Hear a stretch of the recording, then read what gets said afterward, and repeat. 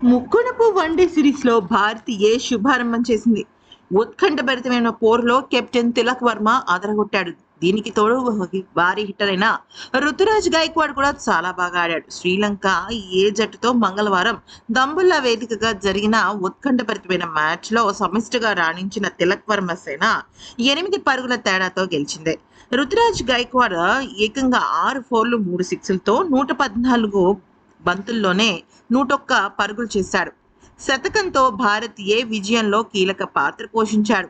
కీలక వికెట్ తీసి అంశుల్ కంబోజ్ కూడా మ్యాచ్లో మలుపు తిప్పడానికి ఒక గేమ్ చేంజర్గా మారాడు. ఈ మ్యాచ్లో ముందుగా బ్యాటింగ్ చేసిన భారత్ జట్టు నిర్ణీత 50 ఓవర్లలో 6 వికెట్లకు 277 పరుగులు చేసింది.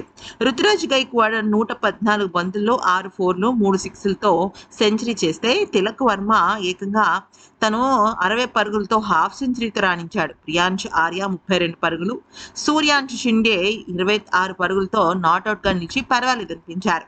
విధ్వంసకర ఓపెనర్లైన ప్రభ్ సిమ్రాన్ సింగ్ అలాగే వైభవ్ సూర్యవంశీ ఇద్దరు కూడా తీవ్రంగా నిరాశపరిచారు. వీళ్ళిద్దరికి తోడు ఆయుష్ బదోని కూడా పెద్దగా రాణించలేదు.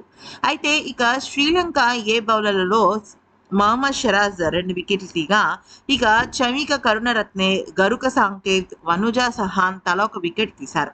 అనంతరం శ్రీలంక జట్టు 48.5 ఓవర్లలో 269 పరుగులకు కుప్పకూలి ఓటమి పాలైంది. ఇక కెప్టెన్ సహాన్ అరాగ్చే 2 సిక్స్లతో 6 ఫోర్లతో 74 పరుగులు చేసి టాప్ స్కోరర్గా నిలవగా, ఇక భారత్ బౌలర్లలో హర్షాద్ ఖాన్, అనుకుల్ రాయ్, ఆయుష్ బదోని, విప్రాజ్ నిగమ్ 2 వికెట్లు తీగా, అంశుల్ కంబోజ్ 1 వికెట్ పడగొట్టి ఆటను మలుపు తిప్పాడు.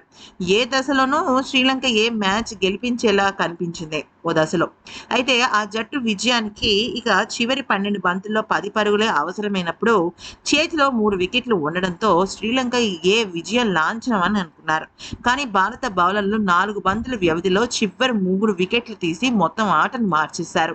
దాంతో గెలవాల్సిన మ్యాచ్లో ఓడిపోయింది శ్రీలంక. ఓటమి అంచుల దాకా వెళ్ళిన భారత్ గెలిచేసింది.